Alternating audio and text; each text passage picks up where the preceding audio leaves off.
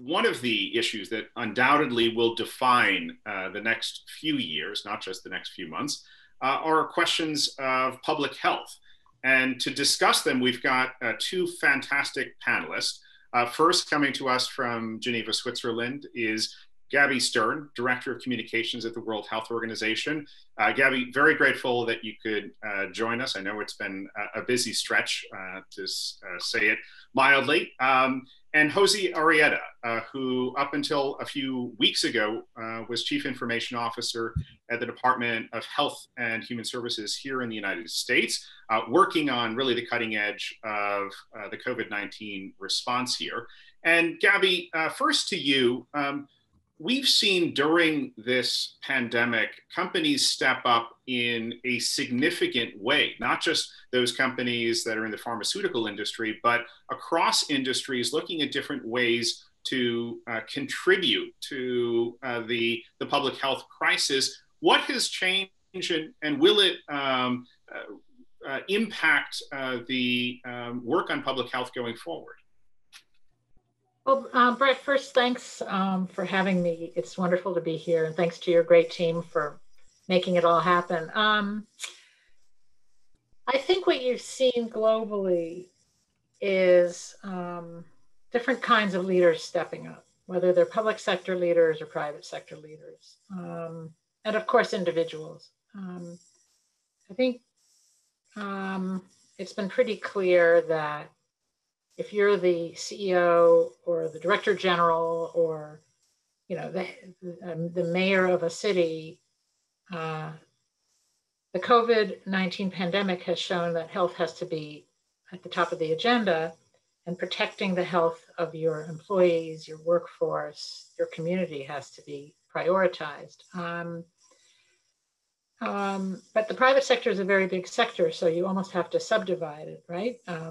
You've had manufacturers of PPE that we at the World Health Organization and others have worked with to accelerate production and delivery.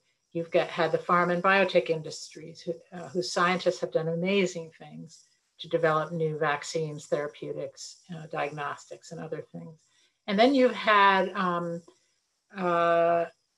employers of many types who have just realized they have to change how their workforces work, how their clients interact with their workforces, and also the large employers have had to safeguard their communities during the pandemic. I don't know if that answers your question, but and you've had some sectors, some industries, some companies who have been more innovative than others.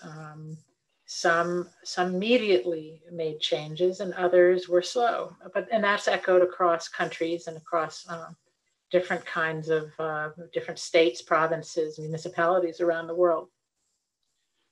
Well, and Jose, let's take a look at what's happening here in the United States. I mean, you were involved with a lot of those companies that in different ways were looking to step up during the pandemic, whether it was on the search for a vaccine, whether it was in contact tracing. What was that like? What are some of the lessons that you learned from that? What worked, what didn't? Yeah, well, first of all, it's an honor to be here. Thank you. And Gabby, nice to meet you virtually. Yeah, I think some of the key lessons that came out of the COVID-19 response from a technology perspective are interesting, right? Because I think it changes the dynamic of how we do business. So the first thing is this is probably one of the most complex situations that a business leader or a government leader will ever deal with. And what I mean by that is it's a multi-layered problem that is global in scale. We don't know everything about the disease. We don't know all of the symptoms about the disease, and it's spreading very rapidly, literally around the world. And the second interesting thing that was kind of mixed into this from a complexity perspective is you had in the United States and around the world, large parts of the workforce actually started to work from a telework perspective. So they're working in distributed environments, which puts a lot of pressure from a technology perspective to actually facilitate their ability to do their job. And I think the third thing is that data became an imperative to actually dealing with the crisis. And one of the things that I learned in the role, and I'll give you an example of each one of these, is that whenever you share data and whenever you're transparent with data, you have to constantly educate on what that data is. So from a complexity perspective, you really have to focus on values. We're no longer in a situation where you can have a linear approach to solving a problem. You actually have to focus on an established set of values and make every business decision you make on the basis of those values, because you're in such a complex environment that you can't plan everything that's actually going to occur. In our case at HHS, when we were building the kind of public health surveillance capability very rapidly in like 5 or 6 days, we wanted to protect people. And so our focus was we wanted to ensure privacy from a technology perspective for an individual. We wanted to ensure security. We didn't want anyone accessing our IT systems and changing our underlying data. And we had amassed something like 4 billion data elements in a very rapid period of time. We wanted to ensure 100% transparency, and we wanted to be able to share data with integrity. And so every decision that we made, we wanted to kind of focus on those values. And I'll give you kind of a real world example. Like when you go to the doctor, if you don't tell them that you drink a bottle of vodka every night and you smoke cigarettes every single day, it becomes very hard to treat the ailments that are impacting you. But if you're open about that and you're transparent about it, here's, you know, sir, I drink a bottle of vodka every day and I smoke every day, it becomes much easier to treat somebody. So when we started like building these public health surveillance capabilities, at least in my role as the CIO of HHS, we started around April 5th. We launched April 10th. Our goal was to look at the United States from the inside out. You know, what are you eating every day as an individual? What are you drinking every day? Do you smoke? And go to the doctor and just kind of open yourself up and say, these are the environmental factors that are impacting me, so that they can better treat you. And that's really what we wanted to do in the US market. And I think the companies that supported us had to have alignment from a values perspective. And then technically, they needed to be able to deliver on those capabilities, ensure privacy, ensure security, ensure transparency, and sharing with integrity. And the last point I'll make is that from whenever you have to change something, you have to build off the culture that exists within the environment that you're changing. And as you know, Brett, in the United States, we're a very open culture, and we challenge one another pretty regularly. And if you're a scientist and you're on the line, you know that science is one of the first forms of entrepreneurship. They come up with ideas, they come up with the steps with how they feel they determined an outcome, and then it's repeatedly challenged until they develop consensus on the fact that maybe this is a new theory that, you know, proves something. In order to do that, you actually have to make data public. And I'll give you just a simple example that we dealt with, and I'm going to make it real easy. I'm going to make it as an example of one hospital. When we were collecting data from hospitals at the state level, one of the things we realized is a state would say there's only 100, and I'm making it up, right? Making up the state and everything. There's only 199 hospitals in our state. Well, we have 200 hospitals at the federal level that are actually, you know, reporting data. The state would say, hey, HHS, you're manipulating the data to the media. And then we would call them and we would say, hey guys, we actually have 200 hospitals reporting, but you say there's only 199. And they would say, well, that hospital, Barnes Cason Hospital on Susquehanna Avenue, right, that's actually closed. And we would say, well, why are they reporting data every day? Because if they're closed, I would assume that functionally they wouldn't have the ability to report data. And, you know, solving that challenge, we could send people to all 8,000 hospitals in the United States to visit them and see if they're open, but that would be pretty expensive and slow. Isn't it better to accept the fact that we are lacking visibility? Let's make that public. And instead of pointing fingers at one another, let's have a discussion. Why is this hospital sending data if you think that it's actually closed? So I think it's really the key thing here is to focus on a set of values, understand that there's a great amount of tension that's being created, and then be ready to deal with that tension and continue to commit to the values that you've established, regardless of how painful it is to go through the process. And I think, you know, companies that have aided us in the response, in my role as the CIO, and we dealt with a number of them, that was kind of our mantra, and they had to agree with those values of protecting privacy, security, transparency, and the ability to share data with integrity, because it's the only way to create visibility into what's happening in the nation. Gabby, we had a really interesting discussion in prepping for this session that I want to bring into our conversation here. The role that private entities and organizations will have when there is a vaccine, on public education, on helping to get the word out, and perhaps, to instill confidence that it is safe and it's important to get vaccinated. Can you talk a little bit about how you see in Geneva the role of some of those businesses and other organizations as we head into, hopefully, a phase where there is a vaccine?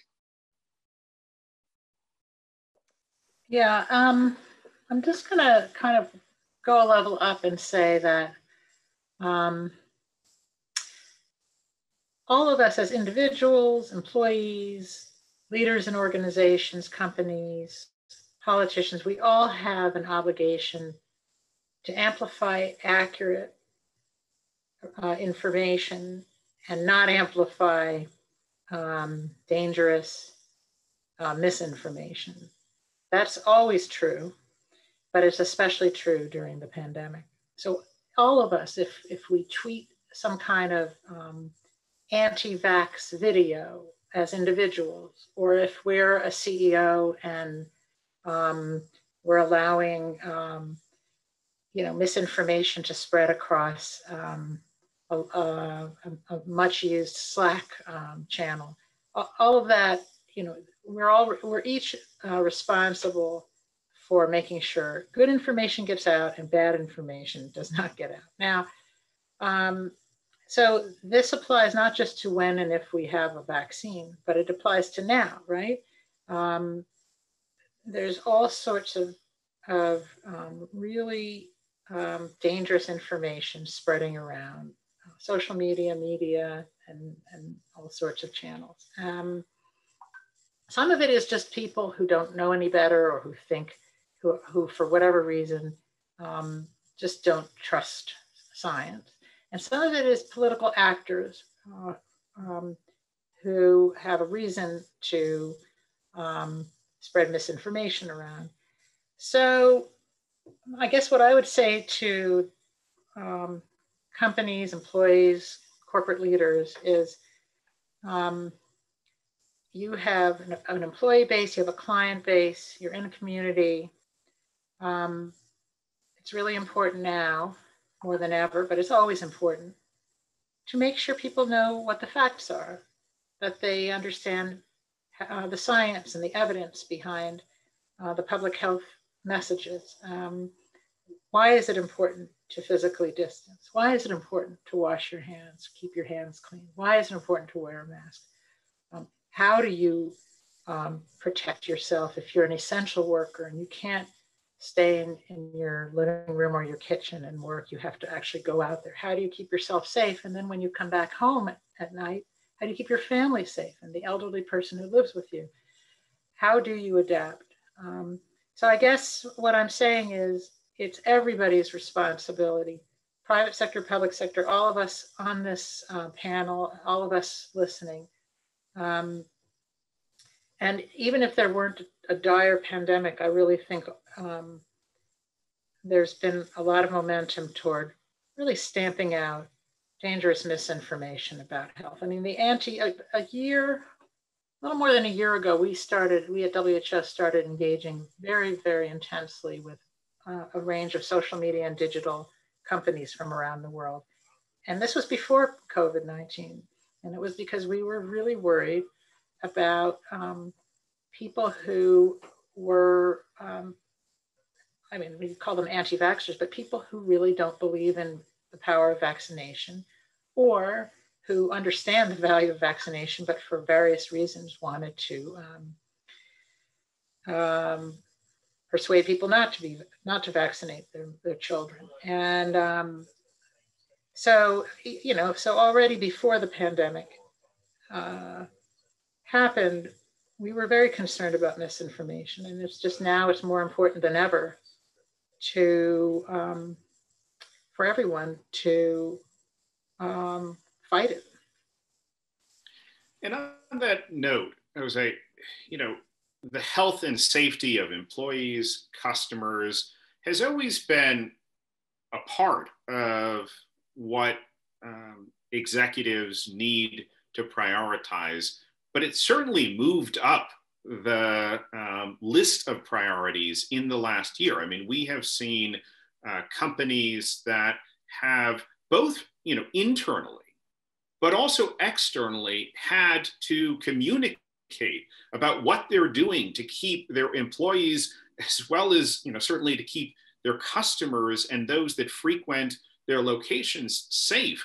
I mean, this is a pretty significant shift. And, what is it going forward that you think is going to become the norm for companies, not just, during a pandemic, but will this become, part of what companies need to discuss in their public communications about how they look after their employees as well as their customers? Yeah, I mean, I think that, when you look at the impact of COVID-19 from my perspective and how it will impact, I think it fundamentally changes the world, right? It fundamentally changes culture. What you're seeing occur is people work from home, people use technical capabilities to interact at work, a refocusing on family. I think we all know that in the United States, we'll be lucky if 170 million people get vaccinated. Think about that from a demand perspective, vaccinating 170 million people over 18 months. And I mean, I know you have a kid, Brett. I have a couple of kids. Think about how long it actually takes to get an appointment to get a vaccination at a hospital. And so really kind of understanding the health marketplace. And I'll give you a real simple example. An 18 to 40-year-old male, which I fit within that category, I'm not going to go to the hospital. I'm going to go to CVS and I'm going to buy NyQuil. So if you want to understand demand for something like a vaccine, you need to meet me where I'm going to actually go to take care of myself when I'm sick. And that applies to companies. And you have to understand the behavior of your workforce and their intentions and their level of comfort associated with maybe getting a vaccine and where they're going to get it. And you have to become an extension of the response on the basis of a set of values, right? There's lots of different ways you can approach it. For example, you're just building sets of capabilities that allows information to be kept private, but allows to share pertinent information, maybe about the disease itself, allows them to actually store the results of a test, on a mobile device, so that they can get into the building and show that they took a rapid test, 15 minutes before they came into the building, and that they are in fact negative. So again, you have to respect the culture in the United States. We're a very private culture. We tend to be individualistic in nature. And you have to make sure that you can educate and build tools to protect people, but build it off of those principles that are prevalent within our society. And if you don't do that, you're not going to actually be able to keep your employees safe. But secondly, you have to invest in an IT infrastructure and a capability where you can not only see if you're BP, right? You can not only see your entire supply chain, because they probably already invested in that. That's why they're a global company. But you can also see environmentally all of the regions at a zip code level, at a municipality level, where you functionally operate and how they're being impacted by the pandemic and how it may impact your operations, because that's a way that you can manage risk. Right. And so it goes back to being able to turn yourself inside out from an operational perspective, but then build off the culture of the society that you function in to ensure that the individuals that work for you are properly protected, but in a manner that fits within the cultural norms of that organization. And I got to tell you, if you're living in Tennessee and you're living in Washington, D.C., there may be two different sets of cultural norms that you actually have to manage. And if you don't respect a community, if you don't respect the cultural norms of a community, it becomes very hard to persuade them to do anything, let alone get something like a COVID-19 vaccine. It becomes very hard to establish a demand signal unless you understand that men 18 to 40 years old do not go to the hospital in the United States. They go to CVS Pharmacy or Minute Clinic. And that's a great point. I think that's a great point. And it occurred to me, so within the US, like Jose is saying, you have incredible variation, right? And then globally, just think about it, how many languages and how many cultures. I mean, when these innovative solutions or technologies are available, whether they're vaccination, therapeutics, tests, different kinds of tests, every single slice of society everywhere is going to have a set of messages in their language appropriate to their walk of life, their age, their demographic. And if we think it's complex doing that just in the United States with all the variety, imagine how it's going to be globally, because under the ACT Accelerator, which WHO launched and now is a really robust partnership with countries and nonprofits and for-profits, pharma industry. Under the ACT Accelerator, something like 20% of the population of every country on Earth will roll out the vaccine. 20% of the population of every country will receive the vaccine. And that 20% will be the prioritized groups like health workers, elderly, and others, most likely. So imagine it's going to be not just a logistical challenge, but a communication challenge. And to what Jose is saying, how do you persuade people to get the vaccine? How do you make it available to them where they are? If there's a CVS, great. But if it's in the middle of rural India or rural anywhere, it's going to be a whole different proposition. It's going to be very, very difficult. But that's what we're getting ready for. That's what the ACT Accelerator is doing, so that everything can happen all at once. It's a massive preparatory effort underway. I'll give you a very personal example that relates to what Gabby just said. So I was in Latin America. My wife is from Latin America, born and raised. And I was there, and I got sick once when we were there. And I went to the doctor, and he was like, "I'm going to give you a shot." I'm like, wait a second here. Like, I mean, you don't, when you get sick in the United States, at least I had never gotten a shot of an antibiotic to get better. They typically give you like a Z-Pak and, something like that. Like, that was a shock for me. And, when he said it, I was kind of like, and my wife started to explain to me, like, it's very normal because of the nature of the medicine that they have in Bolivia, which is where she's from. And so that's just one simple example of how cultural differences will impact behavior and make people comfortable or not with public health.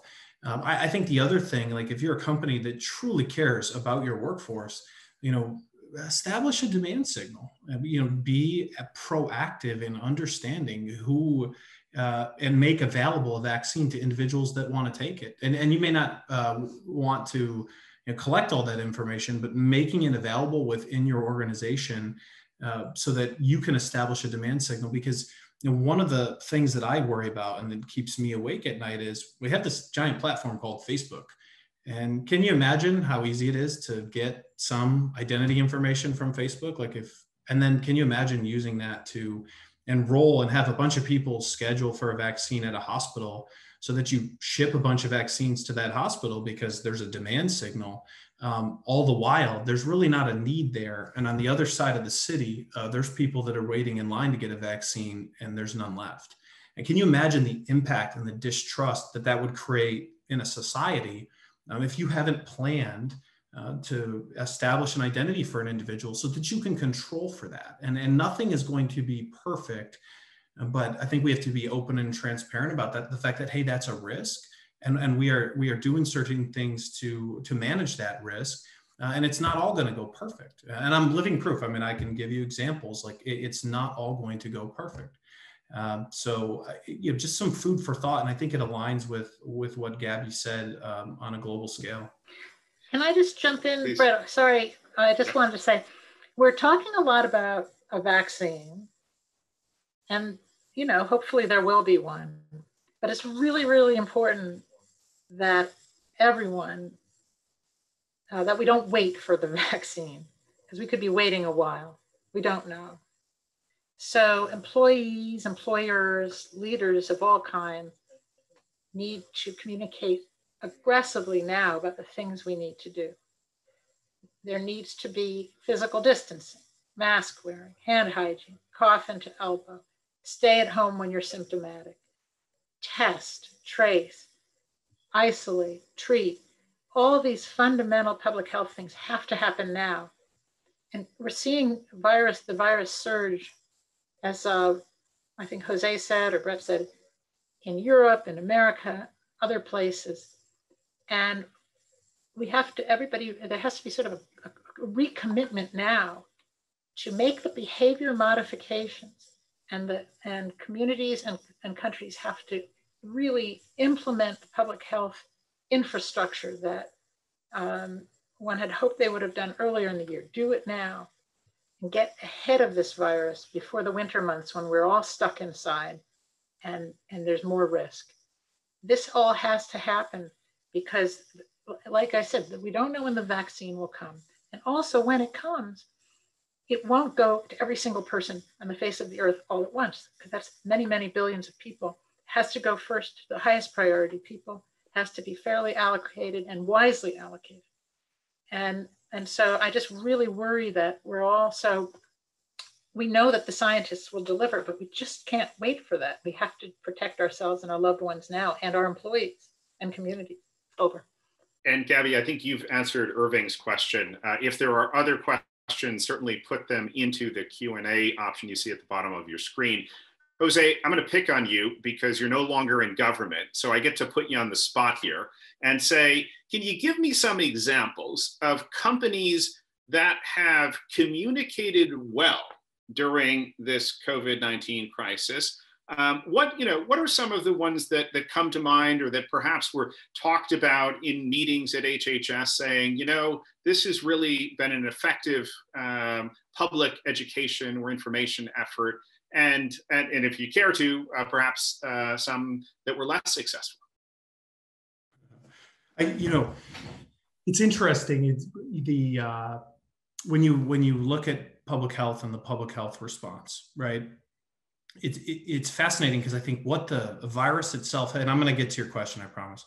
What the virus itself has done is it has displayed the scientific process for the world to see, right? And so I want to spend a second on that because I think it's really important. So in a non-global pandemic, and I don't know that there's one larger than COVID-19 that has actually been documented, the way that you would research a topic is you'd make sure that you had certain criteria you'd want to look at so that you could test a hypothesis. And anything that didn't fit that criteria, you would throw out of your research project.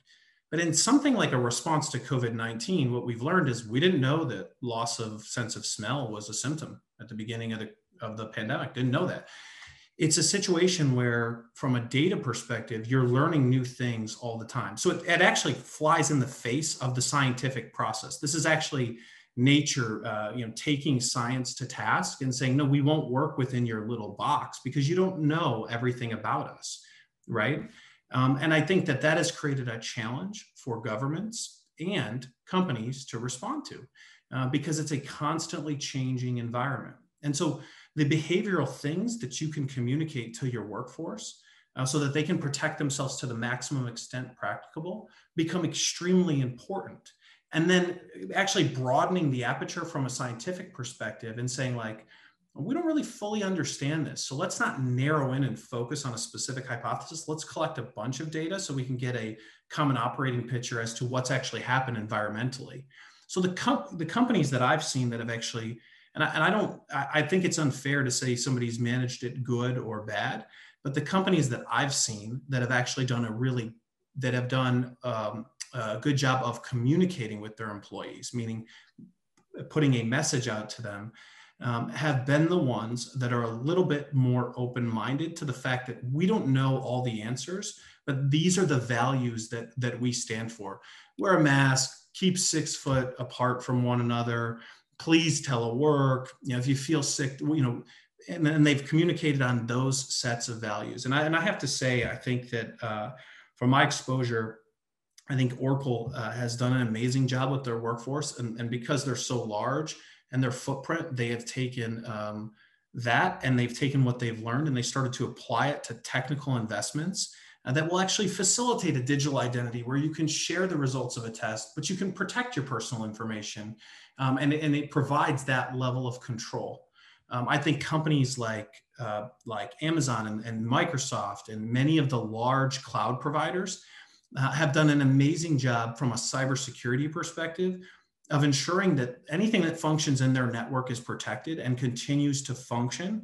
And so people can continue to work and people can continue to be connected with the broader aspects of society that they're now connecting with via the computer.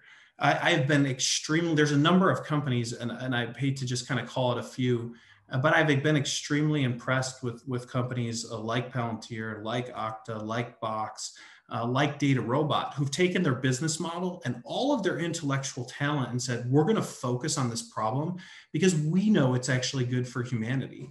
Not only good for our workforce, not only beneficial for our business to help kind of eliminate the fact that this exists, but we know that it's good for broader society, and we exist in the broader society that we operate in. So I think there's a lot of examples, and I don't know if there's good and bad. I think that the question is how quickly did you pivot when something was good and it became bad because we learned something new? And how quickly did you pivot when you tried something new that didn't work and you had to go and try something differently? And I think that should be the metric for companies in determining their level of success. And a question for you, Gabby. How would the WHO measure that we have beaten the virus and we can declare the global pandemic over? Well, I'm not an epidemiologist. I'm a former journalist who now does communications at WHO. So I'm not the right person to ask, how does one, and I think that same person is asking, how will we know if the vaccine works? And the same questioner said something about, how will we be able to roll out a vaccine when some countries haven't even been able to do test and trace? And I guess my observations are, we know what it takes. A number of countries have done really beautifully at combating this virus. Some of them right from the start, the Thailands, the Vietnams, the New Zealands. And then some of them had a real crisis like Italy, and they the whole society just came together and they beat back that virus. And some of these same countries have had resurgence and have again combated, like New Zealand had a bit of a return, and now Italy's facing it down again. But we know what it takes, country after country after country. We've made a bunch of story videos precisely to share with other countries. So we've shown what Korea did, what Rwanda, Italy, Thailand, Korea, New Zealand, and we're going to do more, Spain. And because countries need to share their experiences with each other. So let's say you're a country that hasn't done well with trace.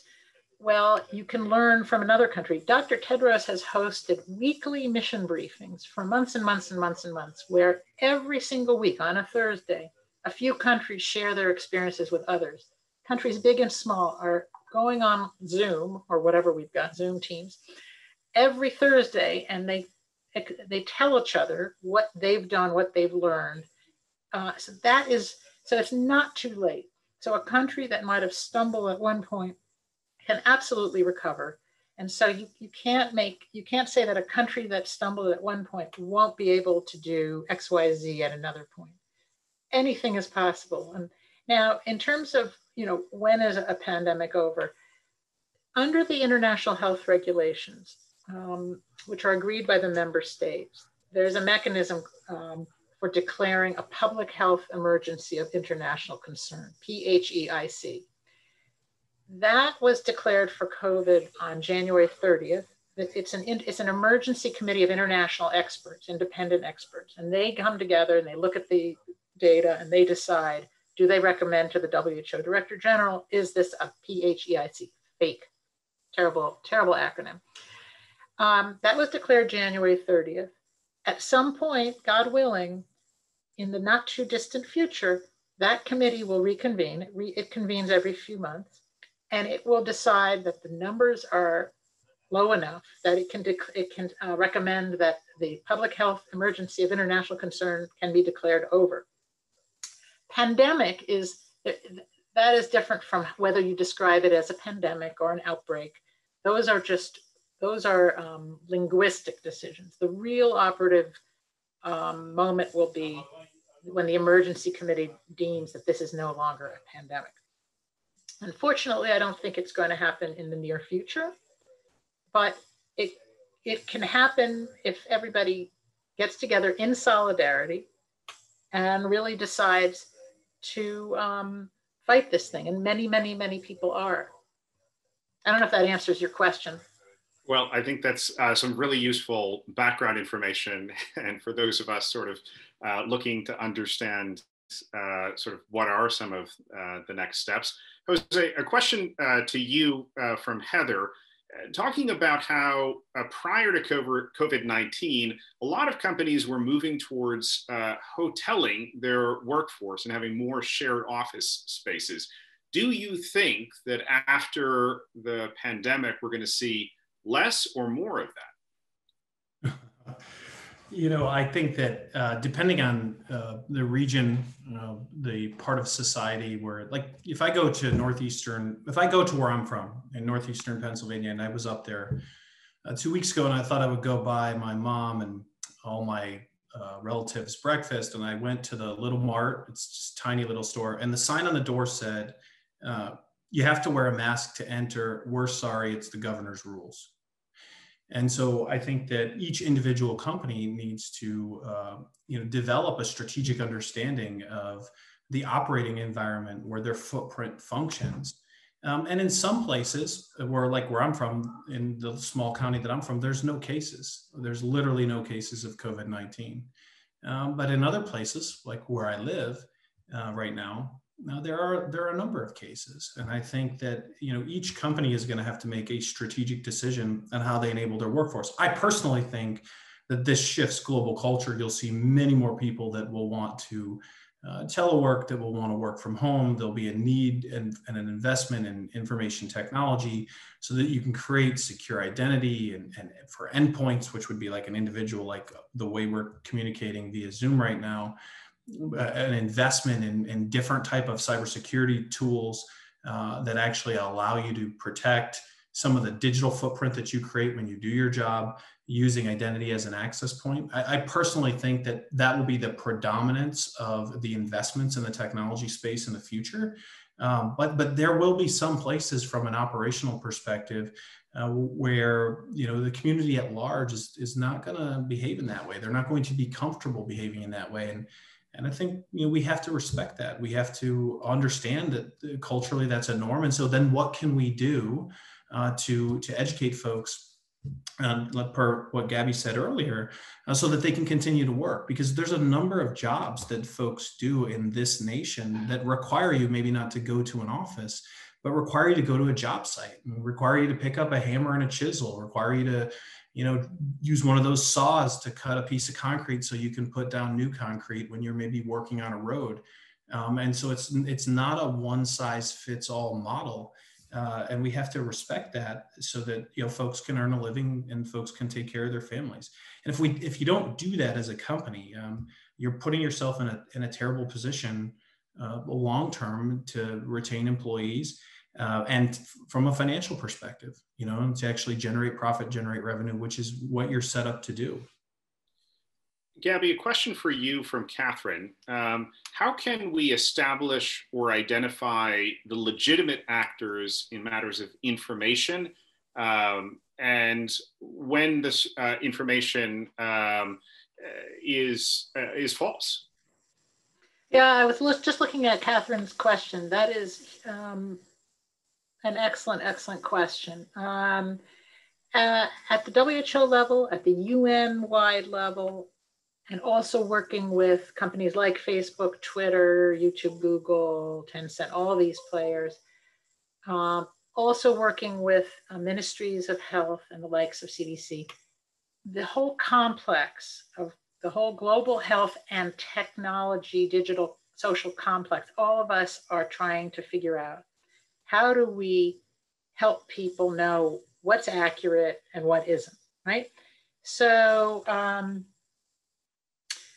certainly, so for instance, I'll give you an example. We have a partner called NewsGuard, and NewsGuard employs analysts and researchers to identify the top sources of misinformation, hoaxes, lies, and such, and surface them to the social media platforms and surface them to the likes of us so that we can fight back, right? So we can counter misinformation. So there's that. The other thing I think is go to reputable, I mean, this sounds obvious, but there are reputable organizations. They are your ministries of health, your departments of health, your CDCs, whether it's the Africa CDC or the US one or the European one. They are academic institutions. They are individual scientists. Just know your source. I mean, it's as if I kind of think about it as if I was when my kids were in high school and they would ask me, they'd be working on a history project or something, and they would be looking online and they'd come up with all sorts of sources. I helped them understand, this was when you tell your teenager, go to a source that ends in edu, not something else, right? I mean, some of it is just, we in the sector have to help people separate the truth from the lies. And there are tools and there are organizations doing this. The other thing, though, I want to say is there seems to be this craving for certitude. And I think Jose said this, that one of the things we are seeing live in real time during this pandemic is science happening. And every time the scientists learn something and they might tweak their guidance or their advice or their viewpoint, there's a huge outcry. And people say, oh, I can't have faith in those scientists anymore because they were saying X and now they're saying Y. And that's really, really worrying. And one of the things we're trying to do is explain how science is done, because there's just no way that a brand new pathogen that's moving so fast and perniciously around the world, there's just no way that any scientist, even the greatest scientists on Earth, can have a fixed idea of what this is and be expected never to adapt or change or evolve, because we're learning. I mean, we like Jose said, we don't know we don't have the full story of how this coronavirus affects one's body over a period of time. And you have this whole phenomenon of long COVID, right? We don't know enough about it. So it's really important, for the likes of WHO and others to work with organizations that are expert at rooting out the lies and misinformation, number one. Number two, we all as individuals, parents, employers, employees, have to talk to each other and share reputable information and be really careful about what you're retweeting and amplifying and picking up off of search and social. And number three, we have to understand how science works. And we cannot pillory and ostracize scientists as they themselves are doing heroic work and evolving their own knowledge of this coronavirus. I hope that's helpful to you. No, and it's extraordinarily enlightening just from a communication standpoint about how do you oftentimes in crisis effectively engage when you don't have all of the information. And I think there are a lot of lessons that we'll take away from this experience. Sorry, were you going to add something else? Well, Dr. Mike Ryan, who's the executive director at WHO, who's in charge of the emergencies division, he has said multiple times, and in fact, Dr. Tedros quoted him yesterday, which is, in an emergency, you often have to act fast and take a decision rather than wait and be 100% sure. It's about the good not getting in the way of the perfect, right? So in the interest of speed, scientists and public health experts have to make a call. And so in those first weeks and months of the pandemic, experts around the world were testing out hypotheses and offering guidance and advice based on what they knew and what the worst case could be, and so on and so forth. But obviously, over the subsequent months, they learned more and more. And so you have this phenomenon of people going back to the early days and saying, why did, so-and-so say this in January, and now you're saying this in March? And that's the way it is with science, right? Yeah. In actual fact, the scientific community has been moving at incredibly rapid speed. It's amazing how fast things have gone. I mean, I was not at WHO during some of the previous outbreaks like H1N1 and SARS and such, but those who were say that the global health and science community, that the pace is exponentially faster than it was then. And it's a real tribute to the scientific community. I mean, scientists and health workers are real heroes in all this. Well, that is a point that needs to be emphasized again and again. Jose, last word from you on what are some of the communications lessons that you take away from this? I mean, you were there at the top of HHS throughout this pandemic. I'm sure you will have voluminous accounts to fill a memoir in, but can you give us a preview of what a couple of the takeaways for you, especially when it comes to good communications? Yeah, well, I think the first thing is that communications has changed. And so the method of like determining what's good and bad and not retweeting what's not accurate or not reputable and treating what's good, that doesn't work anymore.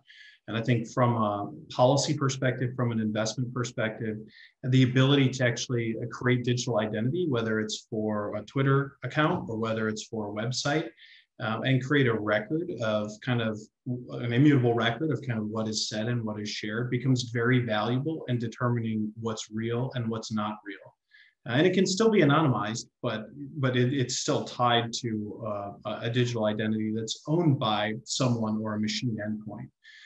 Right. And so there needs to be investment in technology that actually allows that. I think the second thing is that, as an individual, if you get COVID-19 and you are experiencing some of the symptoms of COVID-19, the quicker that you can share that in a secure manner, because we've hopefully established a digital identity for you, the better for the scientific community, especially if you can share it in an anonymized fashion, because we're going to rapidly learn about maybe the impact the therapeutic is having on you. Maybe detailed information about what you were doing when you actually got it, and you have a mechanism to communicate that back and almost talk to your doctor in real time, directly from a wearable or a phone in a secure manner.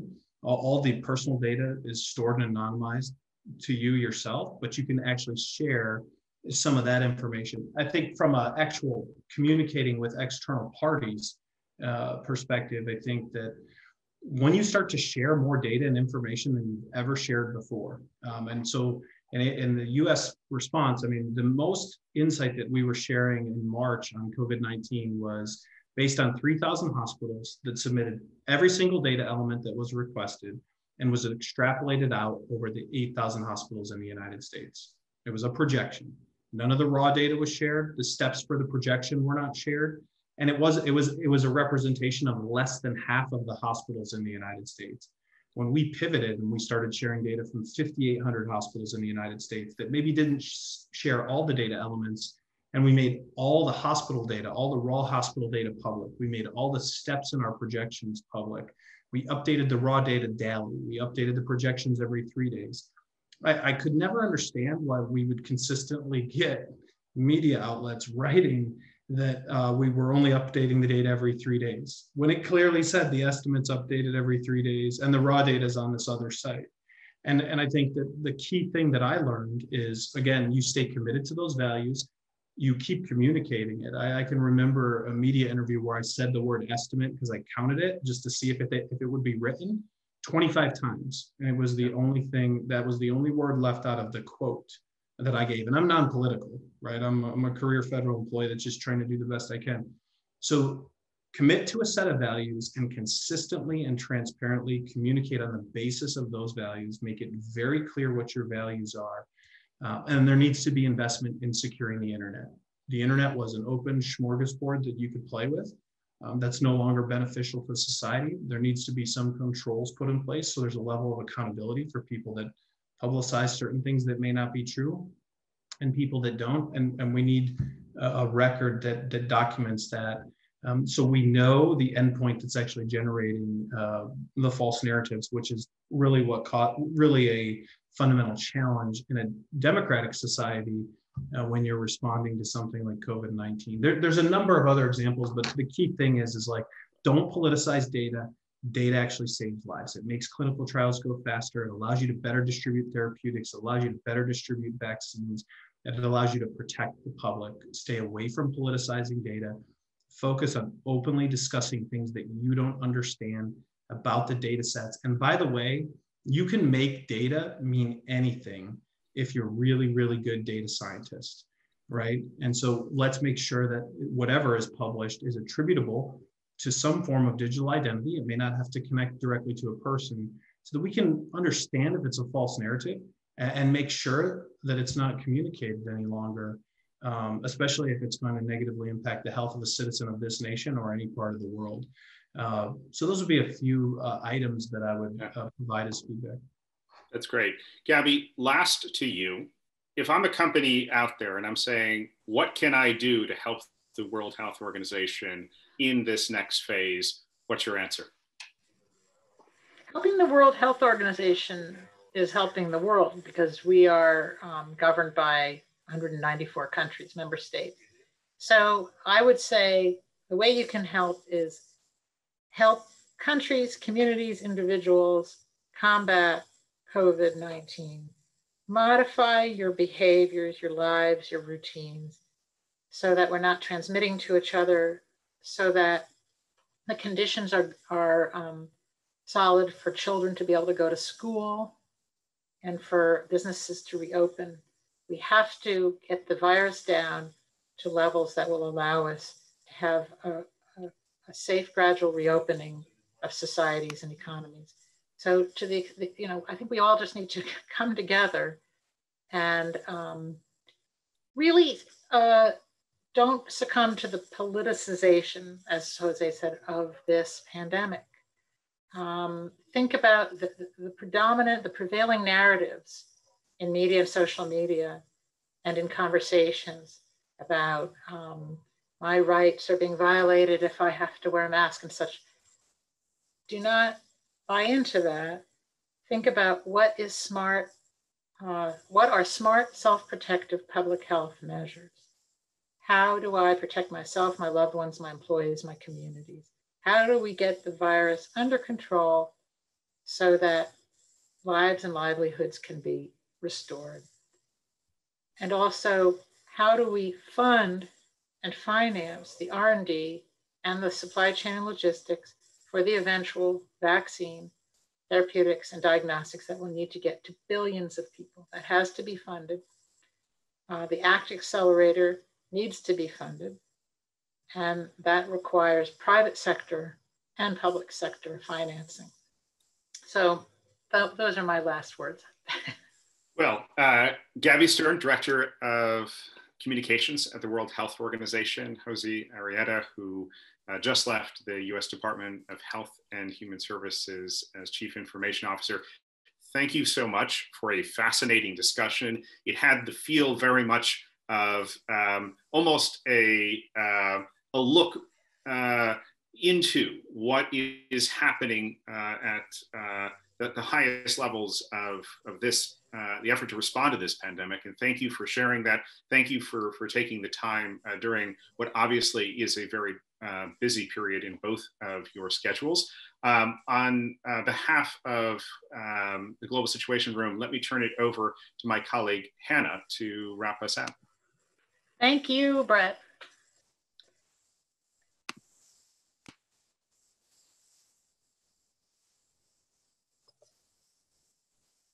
You're on mute, Hannah.